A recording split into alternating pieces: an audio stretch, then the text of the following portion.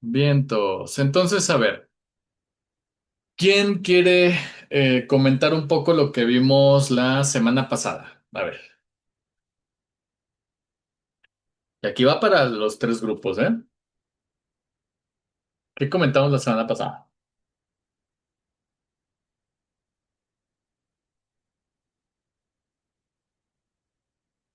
Nadie. Sí, profe, buenas tardes. Oigo. ¿Qué tal? Habla Roberto. Roberto Magos. Hola.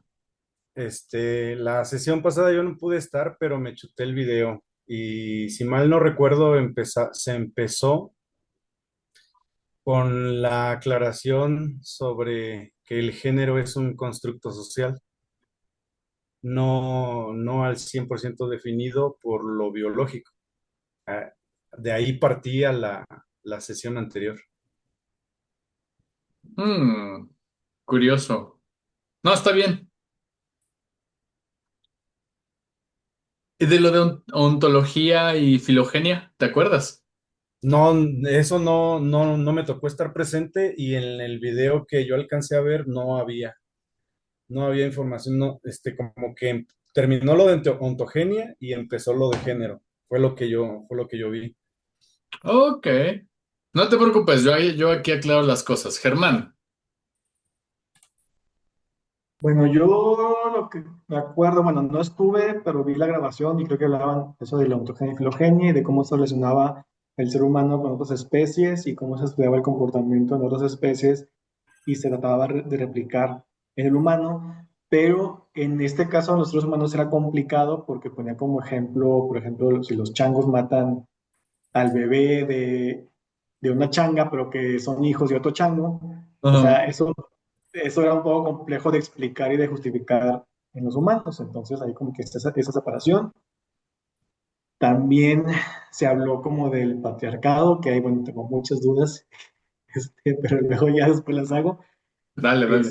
De cómo, por ejemplo, los estudios eligen generalmente a hombres jóvenes, pues siento que tal vez por comodidad o por facilidad de realizar el estudio y no se hace, o sea, se estudia a las mujeres por algunos factores hormonales o cosas así. Ok. Y pues básicamente, sí recuerdo. Ok. No, no, todo bien, todo bien.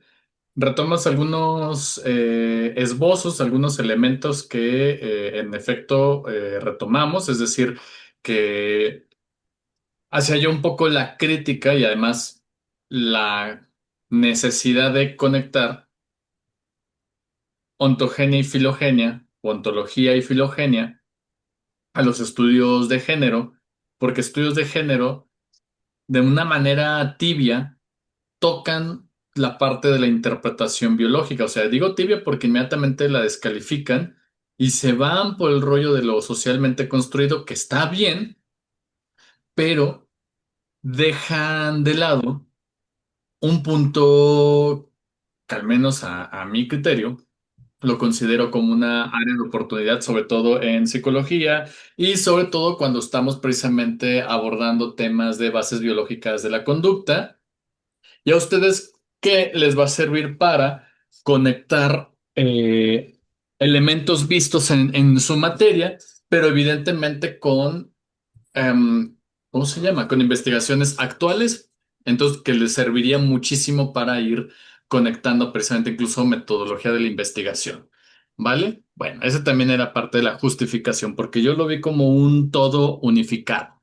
Y que de hecho ya el siguiente semestre le voy a cambiar un nombre a este curso, al menos para los de posgrado, que va a tener que ver con precisamente el giro interpretativo sobre ontología, raza, género y demás, ¿no? También Bueno, del dimorfismo sexual, también salió. tocamos el tema del dimorfismo sexual, que ahorita también lo vamos a retomar, ¿vale? Ah, y un poquito tú mencionaste lo de los estudios de farmacología, ¿vale? Bueno, Israel y luego Verónica y luego Feliciana. Gracias, buenas tardes. Bueno, sí, tomamos que ontología, yo estoy haciendo también el resumen, es parte de de la filosofía, ¿no? Entonces es donde veíamos de qué manera vamos a hablar con respecto al género. Sí, de origen sí es cosa diferente el sexo que el género, ¿no? El género sí lo podemos ver como un constructo social, a diferencia de la visión biologicista de masculino y femenino según sus genes, ¿no? Su genotipo, su fenotipo. Entonces, por ejemplo, decíamos, si lo vemos a la luz del constructivismo, ¿del qué? Constructivismo social, construccionista social. Ujú. Ahí podemos agarrar bueno, sería la epistemología de que es un constructo social nada más el género, ¿no? Y se queda corto.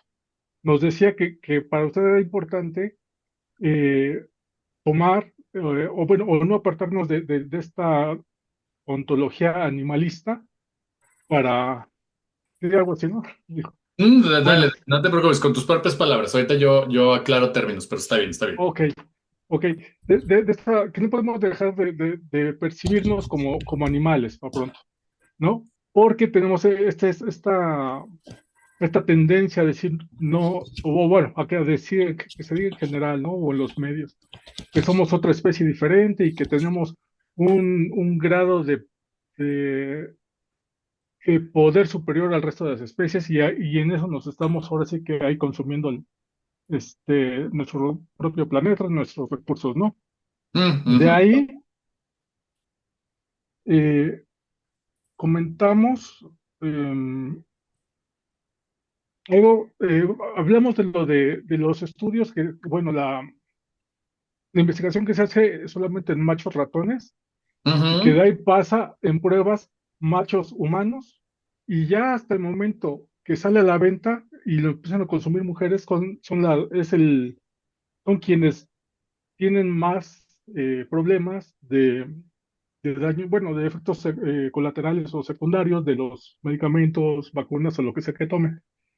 Y Ujú. se preguntaba por qué pasa eso. Entonces, uno mm, de los motivos que proponen estos pues investigaciones farmacéuticas y en endocrinología también creo que es la otra que principalmente usa machos en sus estudios, era que precisamente hay mm, mucha variación hormonal, mucha variación, muchos elementos que podrían estar afectando en los estudios.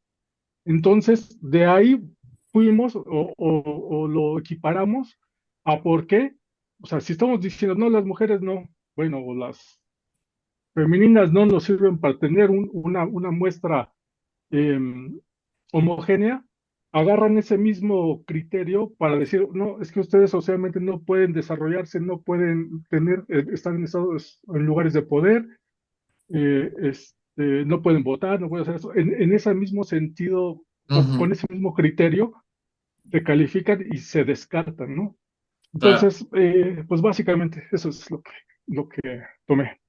No, está muy bien. Habrá que pulir algunos elementos de la información, pero que de alguna manera también conectas con todo lo que estuvimos como, pues conectando, ¿no? O sea, tanto la parte de la realidad material con respecto a las investigaciones que tienen este sesgo. Y ahorita vamos a confirmar cada vez más este tipo de sesgo dentro de las investigaciones, investigaciones básicas, porque es importante conocer investigaciones básicas en psicología, porque cuando conocemos el conductismo, inician con esta propuesta ontológica y filogenética, perdón, en el que la investigación básica con animales es el modelo por excelencia, de cierta manera, para comprender todo lo que es conducta respondiente y conducta operante, donde precisamente el señor Skinner trabajaba con ratitas y luego de ratitas lo pasa a humanos. ¿Ok? En ese sentido, esa replicabilidad del tratamiento metodológico de una forma de investigar no es casual. O sea, yo les puse el ejemplo precisamente con las farmacéuticas, pero en psicología pasa, sobre todo cuando hacen este tipo de diseños. Ujú. Y no solamente con ratas, luego van a ver con palomas y el eslabón perdido que siempre buscó Skinner, la rata paloma, ¿no? Para luego pasar con el humano, pero bueno. esa ya es otra historia. Eh, Verónica y luego Feliciana y luego iPhone de Ángel. Gracias. Comentabas, ¿te gusta más Mario o Fausto? ¿Cómo te Ah, gusta? O Fausto, Mario gracias Fausto. por Ok, preguntar. A menos que me sí, quieras regañar, es Mario Fausto, pero ok, perfecto. Comentabas, Fausto, que la ontogenia se refería a lo que era la ciencia del ente, la ciencia del ser.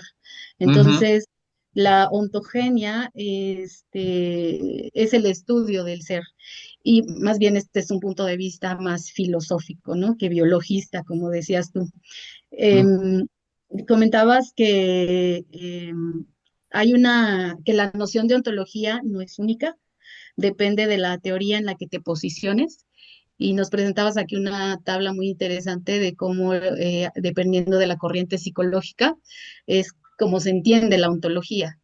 Pero ujú. además eso tenía una implicación de un compromiso ontológico, que me pareció súper Anda. interesante, ¿no? Ujú, ujú. Dependiendo de cómo tú veas al ser humano y lo concibas, es también el compromiso y que tienes con, y más en psicología, ¿no? Me pareció fundamental esto que comentabas. Y que la filogenia más bien habla sobre el estudio científico de la evolución de los seres vivos y cómo aparte se hacen estudios comparativos a partir precisamente de lo que decías, ¿no? Del estudio de las ratitas, como ratitas macho, ratitas hembras, cómo se traspola muchas veces a los estudios con seres humanos, y bueno, que eso era un tanto cuestionable, ¿no? Claro. Ok. Ah, Muy bien. lo No, y dejo que, mira, que es muy útil, ¿eh? O sea, tampoco voy a ser claro. tan severo con la investigación básica. Más bien, vamos a añadir una mirada crítica con Claro. respecto a sus hallazgos, con respecto a su metodología, su forma de definir categorialmente sexo. Ahorita vamos a ver por qué eso es lo importante. Y sobre todo en esta parte de cómo a través de una serie de poblaciones tratan de generar afirmaciones que buscan de alguna manera sostenerse a través del tiempo, que eso se le llaman anacronismos. Es decir, a mi parecer, cuando vemos conductismo, sí revela esta parte de ciencia básica, revela esta parte de por qué estudiamos filogenia y ontogenia, ¿no? Que primero trabajamos con los animalitos, tenemos coincidencias, genéticas, también vemos propiedades que pudieran beneficiar al estudio de la salud con los humanos, debido a que las ratitas tienen una evolución hormonal y diferente a la del humano, y su ciclo de vida es más acelerado que el del humano. Entonces tú puedes corroborar algunas situaciones a través de ese tipo de propiedades que sus cuerpos y sus genéticas, pueden contribuir al desarrollo de medicinas, entre otros, ¿no? Por eso es ciencia básica. Y que de ello deviene esta parte de tratar de traspolar los hallazgos con el cuerpo humano. Sin embargo, vamos a ver que en todo ese procedimiento van a haber una serie de sesgos, es decir, errores en su metodología y evidentemente errores de confirmación. Errores que lamentablemente, históricamente, les dan lecturas como anacrónicos, que son válidos de aquí hasta que nos muramos todos, ¿no? Entonces, ahí, o sea, este es el interés, ¿no? Y ustedes dirán, porque me acuerdo, no me acuerdo del nombre exacto de la compañera, creo que era Ángeles, bueno, era alguien del grupo que decía, pero es que yo me siento como que muy en la parte de retomar una parte muy reduccionista y todo eso. Le digo, a ver, espérame. O sea, es cierto, llega a ser reduccionista cierto tipo de afirmaciones, pero es importante que las repasemos si las queremos cuestionar, ¿no? A mí también, o sea, también es una inquietud que luego es heredada, ¿no? Porque te la enseñan ciertos profesores o profesoras que no les gusta tanto y tiene su condición moral por parte de estos profesores o profesoras, y que luego nos lo transmiten y en el momento en que viene otra persona y nos lo muestra, ya estamos enojados con el tema. Decimos, no lo quiero ver porque pues la verdad me parece como bien gacho y estoy reproduciendo lo que me dijo la profesora y híjole. Y eso me lo enseñó y ya nada más, anotación al pie de la página. Eso me lo enseñó una profesora que es socióloga, se llama Estela Serret, es del campo de estudios de género, donde ella como socióloga y sobre todo socióloga y filósofa de la moral, ella de alguna manera estudió bastante el psicoanálisis, pero desde el punto de vista de la sociología, no porque ella quisiera ejercer como psicoanalista, pero estudió bastante bien el tema. ¿Y qué creen? Pues ahí está el Fausto, de Iztacala, que odia el psicoanálisis, y ahí opinando sin haber leído tanto. ¿Qué fue lo que me dijo Estela Serret? Está está bien que no te guste tanto, pero hay que distinguir entre mi emoción sobre el tema y el conocimiento disponible. Si tú tienes el conocimiento disponible, ya por lo menos nadie te va a vender gato por liebre. Ujú. Tienes que conocerlo. Ya después tomas una postura con respecto a su utilidad. Pero mientras, analízate, ¿eh? Así que, checa porque no está tan padre que uno esté enojado con el psicoanálisis. No, o sea, está. Mira, la teoría a mí me ha gustado. No lo pondría en práctica y hasta ellos ven la diferencia entre teoría y práctica, ¿no? Pero les pongo como un ejemplo, ¿no? Entonces, cuando retomamos la parte de lo biológico, lo que estamos buscando es no reproducir el discurso básico de biología, sino que profundizar no solamente en el discurso biológico, sino ver cuáles son sus eslabones y de qué pie cojea, porque así no nos van a vender gato por liebre. ¿Y a qué me refiero con gato por liebre? Las tonterías que dice esta mujer, la Lili Tellez, de, el género, no sé qué, la J.K. Rowling, por eso empecé por ahí, ¿no? Porque esas son ignorantes, ¿no? Y trans odiantes, ¿no? Entonces, bueno, ahora sí, Feliciana y luego iPhone de Ángel.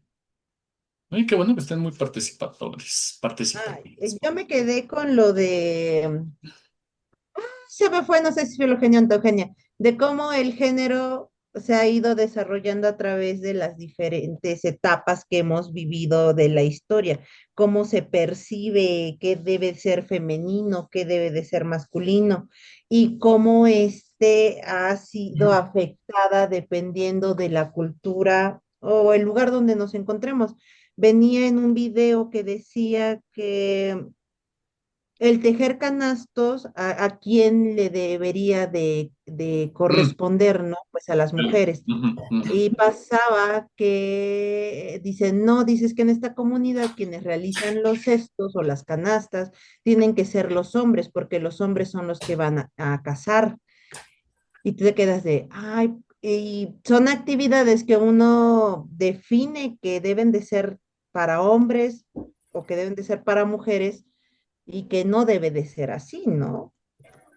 Ok. Eso es mi aportación, No, está gracias. buenísimo, porque además recuerdas la ponencia de Marta Lamas, porque Marta Lamas, cuando está hablando sobre de qué hablamos cuando hablamos de género, la definición que ella da precisamente como antropóloga, y por eso ahí, by the way, cuando yo nombro a Estela Serret, ahí tiene una rivalidad académica bien interesante que después les daré a conocer, pero bueno, cuando Marta Lamas define al género como la construcción sociocultural de la diferencia sexual, ella lo que está planteando, ahorita qué bueno que cacharon la parte de la ontología y que en psicología una de las teorías ontológicas por excelencia es el construccionismo social, es decir, que mucho de lo que conocemos está construido colectivamente, pero ojo aquí. En vez de caer en un discurso simplista como lo que hace Kenneth Gergen, decir cualquiera puede construir su identidad en tanto que representa a su propia comunidad y en tanto que representa una comunidad, hay un grupo que lo valida y que de alguna manera valida para bien, pero valida para mal, pero ahí está. Ajá, suponiendo que todos y todas tenemos la posibilidad de construir identidad, cuando no es así. Ujú. Lamentablemente hay personas que sus comunidades no permiten, perdón, que se construyan sus identidades, como precisamente las personas trans. ¿Ok?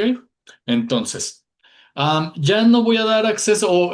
¿Quién iba a ayudarme? ¿Quién me estaba ayudando para dar acceso a las personas? Porque luego están entrando tarde y ya no sé si. Ya no quiero pecar de neurótico. La otra semana fui yo. Edgar, ¿quieres otra vez ayudarme? Sí, claro. Va. Si no quiero pecar de neurótico de. ¿Cómo se llama? De no, ya no entra nadie. Porque pues ya sé que llueve, se cae la señal y hay gente que pues ya estaba, pero pues se tuvo que salir porque la máquina lo sacó. Entonces, mira, ya no quiero pecar de neurótico. Bueno, entonces, y ahorita te doy la palabra, Ángel. El asunto está aquí de que cuando vemos la categoría de género, tenemos que verla más allá de la construcción social. Ujú. También se retoma el individuo, como lo hace Estela Serret, y por eso debate con Marta Lamas su concepto de el género como la construcción social de la diferencia sexual, sino que tiene que ver con algo más de tipo simbólico, imaginario, ¿no? Y subjetivo, ¿no? Haciendo alusión a la subjetividad particular de cada individuo que define, que entiende por precisamente género, ¿no? Ángel, ahora sí. Hola, profe. Yo justamente quería comentar que me pareció interesante lo que están diciendo ahorita, de lo que dijo, de que deberíamos partir de esta cuestión también del sexo. No hay que darlo por sentado. Y pensé que en el curso íbamos a partir justamente del género, que tiene que ver con esta cuestión social y que íbamos a ir más allá de decir muerte al patriarcado, ¿no? Sino que habría que plantear cosas que a veces no se tocan, ¿no? Que es justamente el sexo. Y hay un concepto que, si no lo recuerdo mal, creo que mencionó el neurofeminismo. Yo no lo había escuchado, pero me parece que lo había mencionado en relación a que justamente el discurso científico tiene una forclusión del sujeto, por decirlo de alguna manera, en tanto que da por hecho ciertas cuestiones como esencias, ¿no? Por ejemplo, decía que la cuestión hormonal, por ejemplo, daba por sentado la definición, el comportamiento de las mujeres, por ejemplo, ¿no? O creencias, por ejemplo, ¿no? Esta idea de histeria, por ejemplo, que viene de útero, ¿no? Y que tiene que Ujú. ver con una cuestión que se piensa que es exclusivamente de las mujeres y que pues es alguien irritable, es alguien que está inconforme y dice histérica, ¿no? Y te clasifica. Y cuando esa cuestión no viene incluso por una cuestión, digamos, hormonal, ¿no? Como se creía de los humores, creo me parece que viene esta cuestión de la teoría de los humores de la histeria, sino que eso te definía y eso daba por sentado y no se planteaban algunas cosas que el género plantea, ¿no? De dónde viene cierta inconformidad social, por ejemplo, de las mujeres, ¿no? De una cuestión de la histeria como categoría que viene de la cuestión, no sé si decir psiquiátrica, porque creo que la histeria es una de las categorías que es justamente perteneciente al campo del psicoanálisis, Ujú. porque no está en el DSM, creo. No, Entonces, estuvo en el 3, pero ya estamos muy lejos del DSM-3. Ajá. ándale. Y me llamó la atención ahorita lo que menciona que hay que pensar más allá de que odiamos un discurso, ¿no? Estaba Ujú. revisando uno de sus textos, el de Marta Lamas, que venía el del tráfico de mujeres de Gail Rubí. Ajá, Y a pesar de que cuando he escuchado a veces el discurso feminista hay como cierto rechazo, por ejemplo, al psicoanálisis, ¿no? A Freud, por ejemplo. Y en el trabajo de Rubin empieza a decir que Freud, justamente desde su perspectiva, no es tan biologicista, que Ujú. habría que admitir que Freud está pensando también en cuestiones simbólicas. Y dice ella, no es tan biologicista, aunque parece que a veces se remite a pene, vagina, castración en el sentido de que envidia del pene y todo esto, no es tan Ah, biologicista porque piensa en simbolismos, por ejemplo, cuando pene, hijo, caca, ¿no? Dice Guy Rubin, eso ya da una idea de que, por ejemplo, la caca, el pene, el hijo, puede verse como un regalo, más allá de una cuestión meramente biológica, a partir de la lectura de Lacan, por ejemplo, podemos ver que hay una cuestión que no debemos de dejar de lado y que, si bien el psicoanálisis no está de acuerdo con algunos conceptos que está trabajando, sí le sirve para reconocer que hay algo ahí que no pertenece únicamente al orden biológico, sino que ya tiene que ver con una cuestión psíquica, y que la identidad, como lo decía, no tiene que ver con la diferencia anatómica de los sexos únicamente, sino que ya se está pensando en términos psíquicos, en términos simbólicos. Y hay una cosa que no me gustó de ella, que es cuando critica el falo, porque habla de que el falo tiene que ver con el poder. Y eso no me gustó personalmente, porque el falo no está relacionado únicamente para el psicoanálisis con la cuestión del poder, como tener algo, tiene otras implicaciones. Claro. Nada más para yo contextualizarme, ¿el texto del que hablas de Gail Rubin es el de tráfico de mujeres o es el Sí, otro? sí, Porque tiene uno. justamente A ver, ese, el tráfico de mujeres empieza hablando de la crítica de Marx, y después habla de Freud, y después se mete con Lacan. porque me suena más a otro que tiene ella sobre sexualidad. Entonces, porque este critica más bien a este Claude Lévi-Strauss. Pero entonces nada más para, ahorita me saco de la duda, pero Sí, sí, gracias por y lo critica insertar la justamente duda. No, está súper porque bueno. ve que Lacan se basa en Lévi-Strauss justamente Ajá, para las leyes del parentesco. Y creo que ahí lo que no le gusta es que empieza a hablar del intercambio simbólico de la mujer, ¿no? Que la ajá. mujer es como una cuestión de regalo, ¿no? Para obtener un bien, para obtener un dote, para obtener algo del hombre, el hombre obtenga algo de ella, ¿no? Es como que por Ujú. ahí no le Ya. gusta la idea, siento. No, acá ya encontré. Ajá. Sí, es que me es más fácil entender ese texto desde esa crítica hacia Claude Lévi-Strauss. La verdad, ahí yo le rehuí a Freud y a Lacan en esa parte de la interpretación. O sea, por eso dije, chis, no, pero ahorita ya encontré, sí, crítica al psicoanálisis. Rubin reconoce a Freud y a Lacan, que intentaron explicar cómo se construye la diferencia sexual y la subjetividad. Le interesa la idea de género, no es natural, sino producido simbólicamente. Entonces, de ahí parte. Pero bueno, a ver, para no clavarme en eso, gracias por insertar la duda, gracias por insertar el texto, que evidentemente más adelante lo vamos a retomar.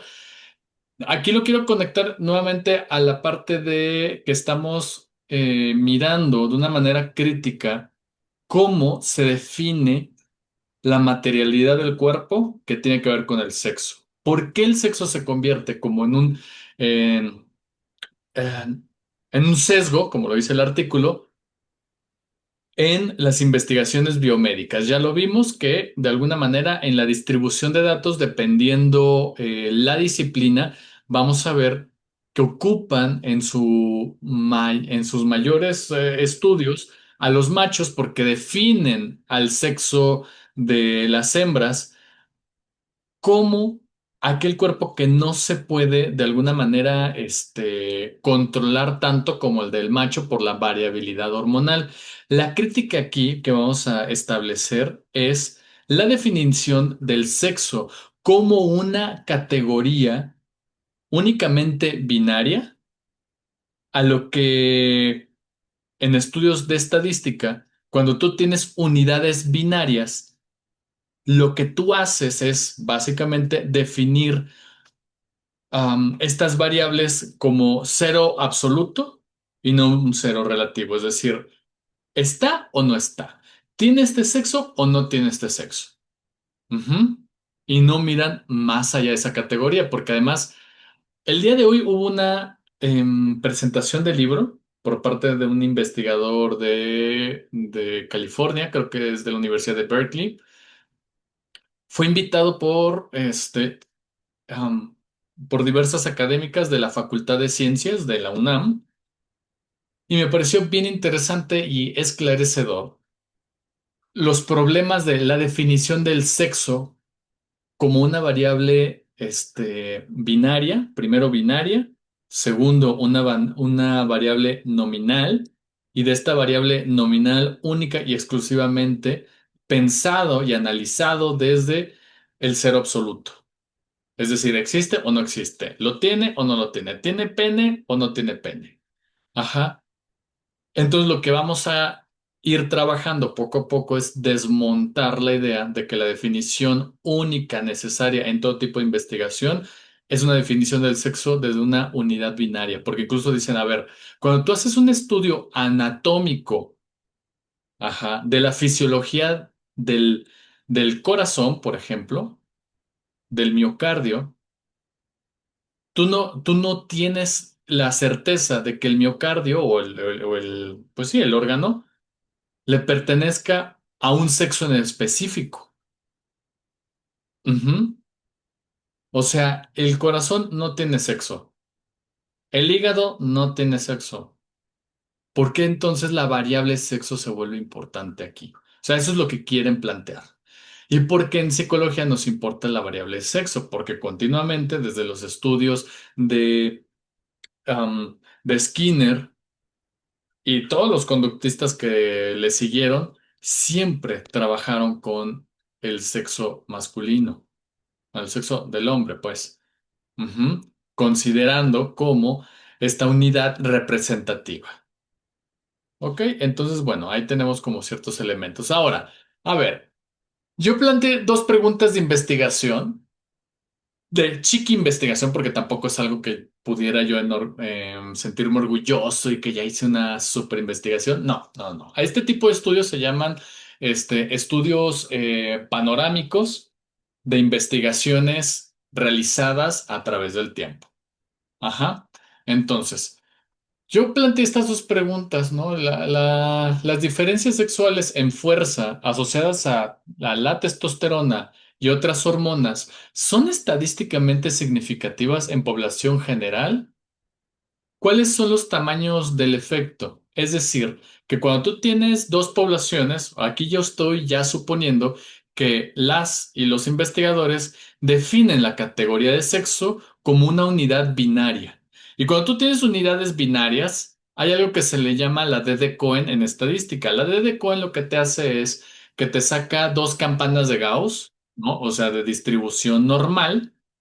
Ajá, te saca la campana de Gauss de los resultados de los hombres y los resultados de las mujeres y luego los compara, ajá, los empalma. Y a partir de ese empalmamiento tú puedes inferir qué tan diferentes son los resultados de los hombres y los resultados de las mujeres en esas condiciones. Ujú. Por ejemplo, y a mí me gusta mucho, lo vamos a ver más adelante, sobre todo con la doctora Fernanda Pérez Gay. Bueno, supongamos, tenemos poblaciones citadinas de hombres y mujeres, ajá, y que quiero comprobar la capacidad lectora entre hombres y mujeres, y ya, les puse a leer un montón de artículos, tarará, tengo los resultados. Y estos resultados por población, yo puedo agarrar y decir, a ver, estos son los resultados totales de los hombres y estos son los resultados totales de las mujeres en condición de ciudad urbana. Entonces los comparo y por lo general te van a salir así, ajá, donde no ves diferencias absolutas. Pero ¿qué pasa con comunidades rurales, donde las condiciones de género hacen que las mujeres retrasen su proyecto educativo de aprendizaje y de superación, a diferencia de los hombres? Entonces yo podría tener los resultados de los hombres y los resultados de las mujeres. Cuando los empalmo, yo puedo ver cómo se diferencian hombres y mujeres que no sacaron los mismos resultados. Pero ojo, alguien muy ingenuo pudiera decir, ah, ya ves, los hombres son mujeres, son mejores que las mujeres en la lectoescritura. Digo, sí, güey, pero en una condición de desventaja para las mujeres. Ujú. ¿Por qué? Porque la D de Cohen te muestra esto, pero si yo tengo este otro estudio que me está diciendo qué pasa en ese mismo de condiciones, pero en una población, este, ay, rural, y la otra qué es, se me fue la palabra. ¿Urbana? Urbana, gracias. Entonces, Todavía. podemos ahí notar, ajá, que tu afirmación solo aplica para ese grupo. Entonces, no agarres y te des de golpes de santo de que descubriste el hilo negro. O sea, eso es la parte de la verificación de la información y la replicabilidad en contextos diferentes para poder, de alguna manera, denostar hallazgos. Eso vamos a hacer ahorita. Ok, ¿en qué condiciones el dimorfismo sexual sí resulta estadísticamente distinto y en qué condiciones cotidianas puede traducirse en desventaja promedio para las mujeres? Aquí yo puse condiciones como por ejemplo en acciones cotidianas como en la parte de fuerza. Entonces, en las revisiones panorámicas, lo que uno hace es en buscadores de revistas de investigación de alto impacto, tú buscas qué se ha publicado. A veces tú puedes tener un criterio de inclusión y exclusión muy específico, como por ejemplo, qué se ha publicado con respecto a metaanálisis, es decir, los estudios sobre los estudios para poder llegar a generalizaciones con respecto a poblaciones. Entonces, yo quiero recordar mucho la pregunta que hice, donde definí como investigador la condición sexo como clasificador desde una unidad binaria. ¿Ok? Ahorita vamos a ver cómo clasificamos eso en una condición continua, lo que en estadística podría llamarse precisamente intervalos. Ujú. Bueno, entonces, ¿qué es lo que dieron estas investigaciones? Fueron 1, 2, 3, 4, 5, 6, 7, 8, 9, 10, ¿no? En un promedio de 25 años, porque lo puse desde el 2000 hasta el 2025. ¿Qué fue lo que dieron? En población general sí hay diferencias estadísticamente significativas y grandes en fuerza muscular a favor de los varones, especialmente en miembro superior. Ok, ojo aquí, no estoy aquí afirmando yo nada. Estos estudios marcaron eso porque es lo que yo quise preguntar. Ya me marcó que tiene que ver con la parte de este miembro superior o el tren superior, ¿no? Brazos, hombro, espalda, pecho. Vale. Ok. ¿Qué es lo que pasa ahora en dimorfismo sexual, pero en población que se dedica al deporte? Dice, si hay diferencias estadísticamente significativas entre sexos en el deporte, sobre todo en pruebas de fuerza, potencia, velocidad y resistencia. Ok. A ver, aquí yo ya tengo poblaciones dimórficas, es decir, hombres y mujeres que sí presentan diferencias en la presentación anatómica y fisiológica a través de la diferencia sexual. Va, ok. Tanto en una condición cotidiana como una condición especial ¿cómo se llama? En condición del deporte, hay supuestamente diferencias significativas. Pero desde donde estamos nosotros y nosotras, nosotres, vamos a decir, mira tú, qué sospechoso. Vamos a poner una lupa a ese tipo de estudios. ¿Por qué? Porque nos llevarían inmediatamente a lo que no queremos, y es a confirmar lo que J.K. Rowling diría, ya ven, los hombres sí son diferentes a las mujeres y nos pueden atacar fácilmente porque somos pobres víctimas de la vida, ¿no? A ver, yo sé que dramatice eso, pero voy a ahora argumentar desde la investigación crítica. Ujú.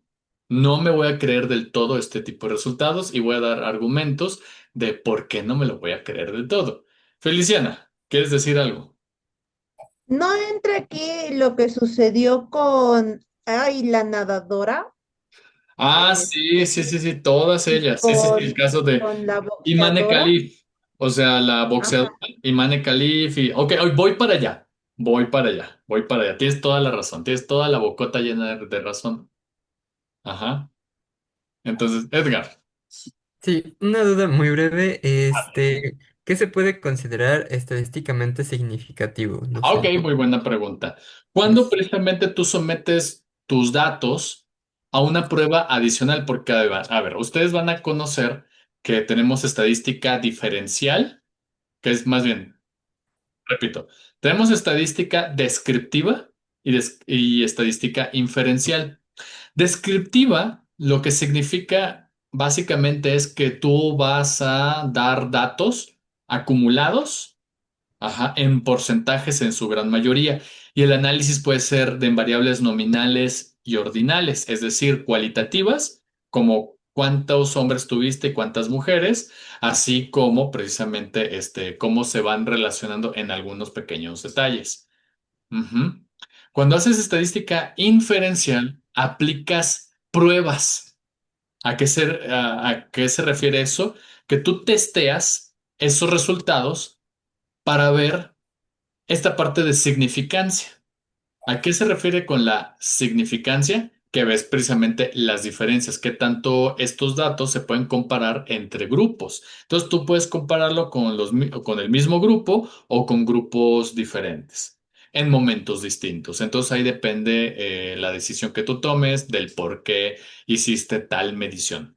Entonces, a lo que se refiere con estadística significativa, significan varios procesos para llegar a conclusiones de esa naturaleza. Uno de ellos tiene que ver con que el dato que obtuviste en una población grande, elegida de forma aleatoria, pueda representar a la población en general, porque tomaste una pequeña muestra. Ujú. Y ahí tú puedes decir, ah, es que tomé una muestra representativa de mujeres, sacaron esto y en tanto que fue representativa la muestra y le apliqué esta prueba a estos datos, yo puedo afirmar que sí representa a todas las mujeres lo que yo estoy haciendo. Ujú. Entonces, depende de varias condiciones. Entonces, como aquí fueron varios estudios, varios de ellos suponen que encontraron diferencias estadísticamente significativas, pero los vamos a poner a prueba. Vamos a levantar una CJ. ¿Con qué? No por el argumento del señor Fausto, de este mortal aquí presente. Vamos a tomar en cuenta estudiosas del tema, sobre todo de la bioestadística y biomedicina, como por ejemplo Sarah Richardson, que es una profesora de la Universidad de Harvard, que precisamente lo que nos dice es, a ver, cuando estamos haciendo algún análisis de cualquier artículo como cualquiera de estos, estamos suponiendo lo siguiente. Ajá. Primero que nada, que definen la categoría sexo con una simple lista de materialidades objetivas y binarias. Por ejemplo, hay quienes van a tratar de medir cromosomas en esta condición binaria, XX, XY, ¿no? O van a tratar de medir hormonas, pero solamente en condición binaria, es decir, estrógenos y testosterona. Ujú. Gónadas o genitales percibidos. Es decir, variables discretas de lo que yo les estaba diciendo, que tienen esta propiedad de un cero absoluto. Ujú. ¿Hay o no hay? Cuando ustedes contestan un formulario y les viene sexo, evidentemente no les va a venir cromosomas porque, a ver, ya saben ustedes cuál es su código cromosómico y saben si realmente sus cromosomas coinciden con el de la mayoría de la población. O sea, voy a ponerlo como pregunta ingenua. Quién sabe aquí quién se hizo un estudio cromosómico? Al menos yo no. Entonces es una percepción que tú tienes, que supones que cuando te preguntan el tipo de sexo que tú performa en tu cuerpo, que se muestra en tu cuerpo, es el mismo en toda la población. Que si yo digo, ah, pues tengo genitales externos, yo supongo que todos tienen pene y todos tienen testículos, cuando van a haber personas que no lo tienen, pero el formulario ya supuso que inmediatamente solamente hay esa condición binaria. Bueno, pero el concepto de sexo debe ser reflexivo y debe estar bien definido y justificado, porque luego primero lo confunden con el género. Ujú. Luego también la distinción entre hombre o mujer, que no aparece, o tratan de distinguir otra característica fisiológica. Segundo, prestar atención a la variación relacionada como las variables continuas, no solamente por tamaños, colores, edades. Si se dan cuenta, aquí en tamaños y luego si nos vamos a edades, ahí pudiera ser una gran diferencia. En dado caso que estemos de morbosos y en el cuestionario o el análisis que esté preguntando tenga que ver más allá del sexo binario, ¿no? En términos de macho o hembra, hombre o mujer. O sea, ¿para qué estás midiendo eso? ¿Qué quieres tú correlacionar con eso? ¿De qué te sirve en la diabetes? ¿De qué te sirve en psicología? Pues. Tercero, presentar evidencia empírica disponible. Lo que les estoy diciendo. A ver, la evidencia disponible en este momento, en un conteo de 25 años, me están diciendo que supuestamente hay diferencias entre hombres y mujeres estrictamente definidos por por los investigadores, ¿no? Testearon condiciones físicas en hombres y mujeres con la situación cotidiana, en vida cotidiana y en condición deportista. Son tres variables, hombre, mujer y deportes. Hombre, mujer, vida cotidiana. Y me dijo que supuestamente son, ¿no? Que son, ¿cómo se llama? Estadísticamente distintos, ¿no? Cuarto, nuestro concepto de sexo debe ser sensible a implicaciones éticas, es decir, cuáles eran los sesgos. Estos investigadores presentaron cuáles eran sus sesgos, entendían el concepto sexo de una manera tan clara que nada más definieron hombre y mujer. ¿Qué pasa con las personas no binarias y que tienen sexo, de mujer? ¿Qué pasa con las personas no binarias y tienen un sexo de hombre? Ujú. ¿Por qué quedaron fuera? ¿Por qué no está ahí explicado en su texto? ¿Por qué es importante únicamente en hombres y mujeres cis? ¿Eran heterosexuales? Entonces van planteándose más preguntas de las cuales esos artículos no contemplaron. Bueno, el sexo no es solo el concepto biológico, sino que es un constructo es central en las definiciones sociales, las diferencias biológicas y diferencias sociales. A ver, nuevamente la pregunta, ¿por qué estos artículos únicamente definieron sexo hombre-mujer en la condición de actividades cotidianas y por qué no incluyeron a las personas intersex, por ejemplo? A diferencia de los otros estudios, por ejemplo, de farmacología, que decían, bueno, es que lo aplicamos porque nos parecía la variabilidad hormonal muy difícil de medir en ratones y es preferible en machos. Pero entonces ese sesgo tiene implicaciones más adelante porque las mujeres empiezan a presentar síntomas adversos porque nunca fueron testeados esos medicamentos en condiciones hormonales diferentes. Ujú. Alan. Sí, tengo una pregunta respecto a esto que estás discutiendo.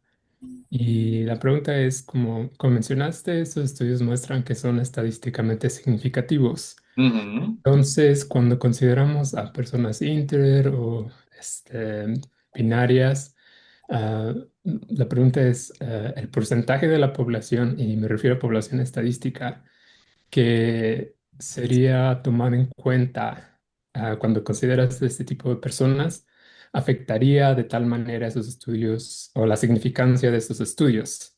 Ah, yo sé que a lo mejor en estos estudios ellos no describen exactamente cómo toman en cuenta estas variables, pero también, digo, y quizá como para ser rigurosos científicamente tendrían que hacerlo. Pero también creo que sería importante decidir o definir si, aún siendo tomados en cuenta, no alteran la significancia de los resultados. Ok. Aquí el asunto está de que sí alteran los resultados, porque estás rompiendo la noción binaria de tu definición de sexo como investigador y estás mostrando algo que pocas veces quieren que se sepa en este tipo de estudios, que el investigador tiene subjetividad y que esa subjetividad afecta su toma de decisiones. Y en esta forma en la que tomó decisiones, incluso viene la interrogante de qué querías tú comprobar diciendo que los hombres son estadísticamente mejores que las mujeres en estas condiciones.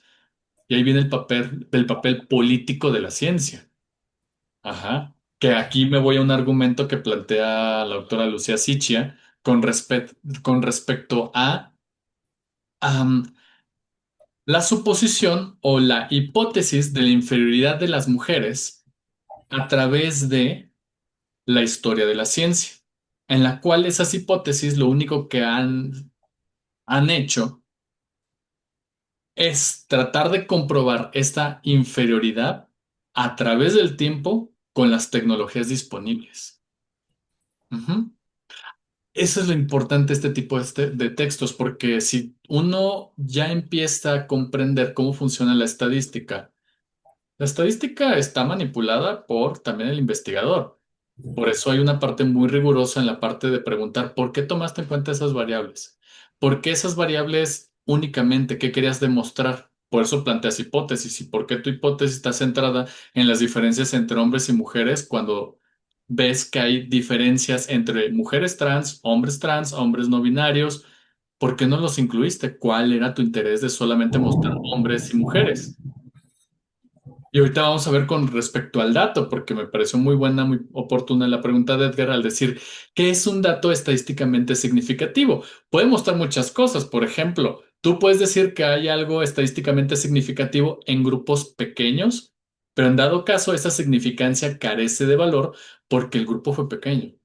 Los resultados mostraron diferencias, pero no puedes generalizarlos. Puede ser significativamente o estadísticamente significativa cuando lo probaste en una población enorme, pero yo te pregunto, ¿esto lo hiciste hace cuánto? No, pues hace 10 años se hizo. Entonces, al día de hoy, esas personas son totalmente distintas, porque el sexo se ve afectado a través también del tiempo.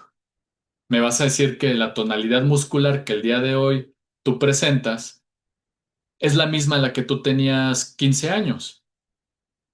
No, no se sostiene a través del tiempo. Ujú. Entonces, por eso carece de no de rigurosidad, carece de, am, ¿cómo pudiéramos decirlo? La crítica es cuando en las conclusiones dicen las mujeres son inferiores en este tipo de actividades. Y está demostrado en nuestro estudio. Y entonces uno dice, wow, espérame tantito. ¿Cómo es que estás afirmando eso si tus datos te están mostrando que hay muchas cosas que no tomaste en cuenta y está bien, no lo puedes medir todo, pero más bien tú argumentame por qué no lo tomaste en cuenta? ¿Qué querías demostrar con eso? Entonces también un poquito de humildad, chavo, o sea, porque luego, o sea, ahorita vamos a ver los estudios, así, precisamente con bisturí, aquellos que decían, es que las mujeres no pueden en este tipo de actividades y tú les preguntas, a ver, espérame, ¿qué otras consideraciones tú tomaste en cuenta para afirmar dicha cosa? No se puede escalar ni pensar que es un estudio anacrónico que va a permanecer a través del tiempo. Ujú. Ya, solo, Ah, quiero un comentario para estar seguro de que más o menos entendí a qué te refieres. dale, dale. Em, entonces lo que quieres decir es que los estudios tienen un sesgo desde que se plantea la pregunta, porque no toman en cuenta todas las condiciones que podrían afectar sus resultados. Así es. Y esto es completamente diferente si el estudio utiliza la estadística bien y es significativo y es, ¿no? Así es. Totalmente. Por eso cuando ustedes hagan sus proyectos de investigación, cuando se vayan a titular, es lo que les van a preguntar. O sea, ¿qué resultados obtuviste? ¿Tú crees que esto se puede mantener a través del tiempo? Y ahí ya te agarraron. Si tú dices, sí, es ahí donde, uy, te van a agarrar de los pelos, te van a decir, ¿cómo? ¿Cómo demuestras que tu estudio puede mantenerse a través del tiempo? ¿No? Cuando tus resultados están acotados solamente a esa población. Pues es que es bien curioso porque pareciera algo obvio, pero la verdad no lo es. Ajá. Es a lo que voy a ver. Les presenté primero, y es una forma de hacer estudio, ¿no? Que es precisamente una pequeña investigación panorámica de los artículos que se han publicado actualmente, bueno, ni tan actuales, ¿verdad? Durante 20 años, 25 años, de los cuales trataban de resolver estas preguntas que yo planteé, como por ejemplo, ¿hay diferencias entre hombres y mujeres que tienen actividades cotidianas? ¿Hay diferencias entre hombres y mujeres que se dedican al atletismo? ¿Cómo son estas diferencias? Y entonces te dicen, se midieron tales condiciones en esta población de hombres y mujeres y los hombres fueron superiores. Igual pasó con los deportistas, fueron superiores a las mujeres. Ok, ya, eso lo encontré de lo que hicieron estos investigadores. Pero ahora yo lo quiero poner a prueba esas afirmaciones y yo necesito un argumento metodológico de peso como lo que está ofreciendo Sarah Richardson. Lo que te está diciendo es, ahí, incluso en la pregunta que tú hiciste, Fausto, Tenía un planteamiento binario, hombres y mujeres, no especificaste más condiciones entre ese parámetro. Ujú. Lo que esta crítica metodológica me vendría a cuestionar a mí, porque yo planteé esas preguntas y eso encontré, me va a decir, no miraste más allá del binario en el planteamiento de esa pregunta y evidentemente va a afectar a lo que tú encontraste, porque de alguna manera confirma un sesgo histórico de la subordinación de las mujeres y la inferioridad de las mismas en dos campos. Y esto se vuelve peligroso si yo me atrevo a publicarlo. Ujú. Porque yo podría decir, ya ven, ya encontré un montón de otros estudios que dicen que las mujeres son inferiores en estas condiciones. Ajá. Apoyo a Lili Telles. Mátenme primero. Bueno, entonces, ¿vamos bien hasta acá? Bueno, ahora sí, Manuela y luego Paloma. Sí, buenas tardes, compañeros. Profe, en investigación yo he encontrado que hay algo bien importante para los investigadores Ajá. y es el posicionamiento, ¿no? Que ¿Es el quiere qué? decir el posicionamiento. Ah, Es pues, decir, ajá. eh, ahora es como narrar y especificar desde dónde el investigador está investigando y la razón por la que está investigando desde ahí, ¿no? Y Claro. cómo al momento de hacer investigación hay como un concepto que es como una técnica en la que habla sobre la reflexividad, que es hacer como este ir y venir en la investigación, donde Ujú. a partir de este posicionamiento vemos desde dónde estamos mirando y proyectando nuestras preguntas de investigación, lo que estamos buscando responder, ¿no? Y ahí me Claro. viene una pregunta, por ejemplo, en las investigaciones que no son cuantitativas, o sea, que no pueden ser, digamos, representativas en la población, ¿no? Que estamos hablando de investigaciones más cualitativas, de corte Ajá. cualitativo, como por ejemplo los estudios de caso. Ajá. Ahí, ¿cómo podemos ver esta parte, ¿no? ¿Cómo podemos entender estas diferencias entre sexo y género, ¿no? Porque definitivamente, si hablamos sobre una investigación, por ejemplo, de diferencia, que hable sobre algunas diferencias, experiencias de las mujeres, pues no hace representar, o sea, no va a tener yo no pienso que la investigación pueda, como se dice, mantenerse en el tiempo. Ujú. Todo va cambiando, de hecho la investigación es eso, ¿no? Cada Ujú. vez como que vamos incursionando y mantenemos nuestras investigaciones de los que otros han investigado. Pero Claro. entonces, ¿cómo podemos entender esto que usted habla como estas diferencias en investigaciones que son más de corte cualitativo? Ok. ¿No? O Fíjate sea, que en cualitativo, perdóname que te interrumpa rápidamente, en cualitativo incluso hasta es más sencillo, en cierto sentido, visibilizar el posicionamiento. Ajá. ¿Por qué? Porque se parte del principio de que es una investigación que trata de visibilizar narraciones, culturas, simbolismos y que el investigador o la investigadora, dependiendo también del enfoque, porque luego los fenomenológicos agarran y dicen, nosotros somos neutrales, nada más buscamos que salga la hipogea, es decir, el fenómeno en sí, nosotros nada más permitimos que saliera y nunca fuimos nada. Ay, dicen una serie de cosas, los que son como muy positivistas dentro de ese enfoque, ¿no? Bueno, regresando. De hecho, en cualitativo es mucho más, no voy a decir sencillo, pero es una responsabilidad ética y bioética el nombrar desde dónde están investigando, ¿no? Por ejemplo, en etnografía. Cuando se hacen estudios etnográficos, tú tienes que posicionarte como un agente externo que tiene estos sesgos, que de alguna manera vas a tratar de comprender desde dónde estás mirando para hacer justicia a los otros que vas a describir. Entonces, es dependiendo del enfoque también, pero en cualitativo se me hace como más notorio. ¿No? Es más notorio el posicionamiento que los cuantitativos. Aquí se desaparecen. Aquí estas personas nunca señalan que tienen subjetividad. Todo lo que está diciendo Sarah Richardson de decir, a ver, espérate. Ajá. Desde algún posicionamiento tú hiciste la búsqueda. Si yo aplicara ese cuestionamiento a lo que hice en el diseño panorámico de estas investigaciones, claro, yo puedo decir, porque yo en mi clase quería demostrarles cómo han habido investigaciones que tratan la categoría de sexo como una condición binaria y en ese binarismo absoluto tratan de hacer afirmaciones supuestamente estadísticamente, ¿cómo se llama? Significativas, ¿no? Entonces, por eso es como la parte del reto. Acá lo que te está diciendo ella es, en los cuantitativos es bien complicado que quieran aceptar que tienen subjetividad, porque siempre se la jalan de que son testigos modestos, es decir, se mueven con la modestia del dato único, y ellos nunca tuvieron nada que ver, ellos nada más difunden la información, ¿no?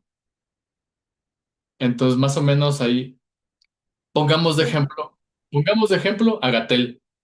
Gatel se movía, ¿cómo se llama? No me acuerdo su nombre, pero sí el apellido. El de epidemiología, el de la pandemia. López Gatel.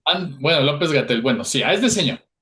Hugo López Gatell, Ándale, ¿no? Hugo López Gatel, gracias. Bueno, el señor Hugo, ¿cómo se movía?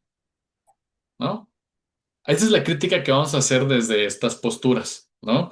Que él se ponía desde el lugar de el testigo modesto. No, yo soy neutral. Tan neutral soy al dato y a lo que investigo, que bien yo puedo estar en Oaxaca sin cubrebocas, porque yo nada más represento la estadística. Mi vida personal no tiene nada que ver. Por eso puedo hacer este tipo de desmadres, porque yo represento únicamente el dato que les comparto y la información oficial, por eso no tendrían por qué cuestionarme a mí. ¿Se dan cuenta? Eso es a lo que estamos criticando, de decir, espérame, no te puedes tú desvanecer como investigador de tu responsabilidad en la creación e interpretación de los datos. Tú no eres ese testigo modesto. Tú no eres neutral al dato. Ajá. ¿Vamos bien hasta acá? ¿Se entiende un poco esta parte? ¿Sí? Sí. Va. Ahora sí, Paloma. Uy. Ay, hola, buenas tardes. A mí me surge la pregunta ahorita por lo que preguntó Alan, como si habría variación. Ajá. Em, Hace tiempo yo escuchaba a un como analista político, se llama Fonseca, a lo mejor lo ubica, que comenta de España y comentaba que, no me acuerdo cuál era su punto, pero comentaba que realmente, o sea, no afecta. Considerar como a personas tanto, no afecta tanto como considerar a personas trans, etcétera, y también a diferentes tipos de parejas, como parejas, relaciones abiertas, etcétera. Em, Porque, o sea, él decía desde una postura muy, pues muy tonta, que Ujú. cuántos conocemos así. Tss, Eh, ¿En serio? Obviamente, sí. Wow. Ajá. Obviamente yo pensaba en la parte, bueno, eso pues no significa nada porque conocemos a las personas de nuestro entorno, nos rodeamos más o menos igual, etcétera. Pero Ah, sí me quedé pensando eh, si realmente son tan pocas esas personas, o sea, con las diferencias sexuales y las diferencias en pareja y todo eso, o sea, sería algo totalmente falso, lo de ya. que no afecta tanto considerarlo. Ok. Fíjate que es muy buena pregunta en tanto que el día de hoy, en esta presentación del libro en la Facultad de Ciencias sobre la variabilidad del sexo, que de hecho se los voy a dejar de tarea verla, ¿eh? No se me escapan. Estuvo muy buena porque resuelve esa duda. Y primero voy a definir esto. La ciencia no está desapegada de lo político. Ujú. En una clase de posgrado, una alumna me decía, ay, Fausto, estás utilizando tú, porque hablando en el espacio crítico, está bien que me cuestionen a mí también, porque les dije, les voy a bajar un artículo, pero no está disponible. Voy a utilizar Sci-Hub, que es un sitio que creó una ingeniera rusa para hackear bases de datos y poder bajar de forma gratuita artículos que te pudieran haber costado $45, que es, o sea, por 12, bueno, no voy a cuestionar las cuartillas. El simple hecho de que te cobren por el conocimiento, vamos a pensarlo desde ahí muy mal, ¿no? Y ella preguntaba, oye, pero ¿por qué lo estás haciendo? Porque primero la ciencia tendría que definirse desde un posicionamiento de acceso libre al conocimiento, no algo exclusivo a quien tenga dinero. Segundo, uno podría decir, pero le estás robando al investigador. Para nada. La investigación se hizo con presupuesto y a veces por presupuesto de gobierno. Ujú. Tendría que ser público esto. Bueno, ¿a qué voy con esto? ¿Y cómo conecto con esta pregunta que tú haces de, ¿por qué serían importantes tomar en cuenta a estas otras expresiones del cuerpo? Por el lado político, viviendo en democracia, tienes tú que tomar en cuenta tanto las mayorías como las minorías. Ajá. Tienes que visibilizar la diversidad y ahí viene la parte del argumento biológico, sobre todo desde este lado de estas investigadoras. Tú tienes que tomar en cuenta, tanto argumentalmente como metodológicamente, el por qué visibilizas o por qué no las visibilizas estas diferencias cuando son realidades materiales. Ajá.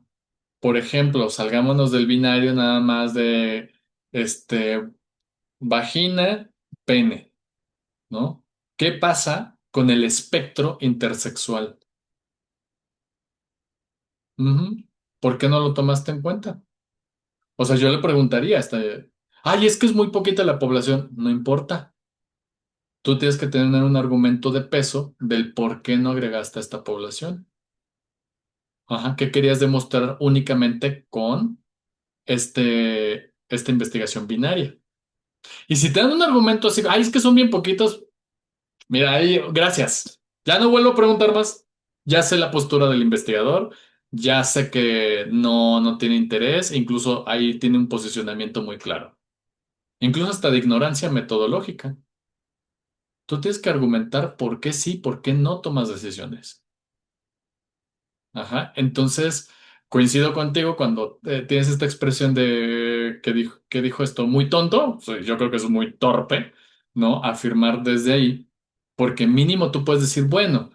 Por este tipo de condiciones, por ejemplo, el dimorfismo sexual en hombres y mujeres, yo quería comprobar únicamente lo que son, no lo sé, te voy a poner ahí como un ejemplo, toda la sección de torso superior, ajá, por una condición muy particular en el cuerpo de los hombres y el cuerpo de las mujeres. Sabrá Dios cuál es, pero si ya me das el argumento, ya lo defendiste. No puedes tú agarrar y decir, es que son poquitas las poblaciones. No, ¿cuál es el argumento? Por ejemplo, y ya muy cercano a lo que estamos haciendo acá en la UNAM. Actualmente yo coordino la clínica virtual de terapia familiar, ¿no? Hacemos un sondeo epidemiológico, porque a partir de la pandemia, tú tienes que saber de qué están padeciendo las poblaciones y más en cuestiones de salud mental. Y entonces hacemos una segregación de datos por sexo, orientación sexual, identidad de género, identidad racial, condición socioeconómica. Todas estas variables agrupan una diversidad de poblaciones. Y aquí lo que nos importa es hacer el cruce de quiénes sean mujeres, cisgénero, homosexuales que viven en condición de precarización y que probablemente tienen un trastorno mental. Porque tienes tú que visibilizar esa diversidad en la población. Bueno, cuando empezábamos a hacer estas muestras epidemiológicas, lo que nos topábamos era que teníamos, por ejemplo, un grupo de 30 mujeres con tales condiciones, un grupo de tantos hombres y solamente teníamos a una mujer trans. Y entonces con en ese momento, nuestro asesor estadístico o metodológico nos decía, híjole, aquí tenemos que justificar lo siguiente, porque si yo aplico tal prueba a estos análisis, no lo voy a poder hacer porque no cubre la condición, es decir, la condición es tener un balance entre las poblaciones. Si tú tienes 20 mujeres y tú tienes por lo menos 15 hombres, se balancea. y aplicas una prueba para dos grupos diferentes, pero en este caso tienes una mujer trans. Entonces, aquí implicaría que tendrías que tener tres grupos balanceados para poder analizarlo, pero nada más tienes a una sola persona. Entonces, lo que vamos a hacer es, en el artículo vamos a justificar qué tuvimos que hacer con este dato. Lo analizamos aparte, mostramos que existía esta persona trans, pero al momento de hacer el análisis inferencial de estos datos, la tuvimos que excluir, no por un acto de discriminación, sino por una decisión estadística y metodológica para poder dar cuenta en cuestiones de la mayoría de las poblaciones que teníamos de hombres y mujeres. Aún así, no la excluimos, analizamos su dato de forma particular, pero para el análisis específico estadístico tuvimos que excluirla. Ajá, pero en toda la decisión se va visibilizando el por qué tomamos eso. Ujú. No sé si logro compartirles la idea. ¿Sí? Sí. Va. O sea A que ver. estadísticamente no tuvo ningún efecto, nada más fue como por el récord. Solamente en la decisión no tuvo no podríamos sacar diferencias estadísticamente significativas en las pruebas que implican tres grupos diferentes porque solamente teníamos dos, que era el de hombre y mujer cisgénero. Teníamos solamente una mujer trans. Ahora ya con lo que tenemos de la clínica ya se pueden hacer tres grupos de análisis porque ya hay más mujeres trans. Pero todo eso se visibiliza, tomando en cuenta estas recomendaciones de Sarah Richardson. Ok. ¿Sí? Hubiera sido una oportunidad como para una investigación mixta. No, porque no cuadraría. Es decir, acá teníamos 20 mujeres, 15 hombres y solamente una mujer trans. Si bien a todas las personas se les da el tratamiento psicoterapéutico, ahí no hay distinción, todas tienen acceso al mismo. Para una investigación mixta, tú tendrás que justificar el por qué tienes 20 mujeres, por qué tienes 15 hombres y por qué nada más tendrás a una persona trans. Ajá. ¿Cómo cuadras? Entonces, no. Te puedes quedar solamente con la persona trans para conocer su historia de vida, su historia del malestar y hacer un estudio desde ahí. Va. Y puedes tú justificar en un inicio de dónde sacaste a esta persona a través de la segregación de datos que tenías de la clínica, donde tenías 20 mujeres, 15 hombres y te quedaste con la mujer trans. Solamente así. Ujú. Mixto obedece a otro elemento de triangulación de datos. Es otra justificación, pues. Sí, ¿Vamos bien? sí. Ah, ya alguien trae un gatito por ahí que le escuché. Ah, soy yo. Ah, mira. Puntos extras. Amo a los gatos. Bueno, ya. Bueno, quinto lugar, el sexo también obedece a la pragmática del lenguaje, es decir, culturalmente se le da diferentes significados y el idioma influye como sex and gender. Dependiendo también de dónde estás leyendo, va a aparecer presente estos conceptos. Muy bien, entonces, a ver. En el contextualismo sexual, evidentemente se analiza la categoría sexo como una subclase discreta o continua, dependiendo del investigador, como lo que les estaba diciendo. Las variables biológicas relacionadas con el sexo también tienen factores materiales que varían entre las subclases de la misma, ¿no?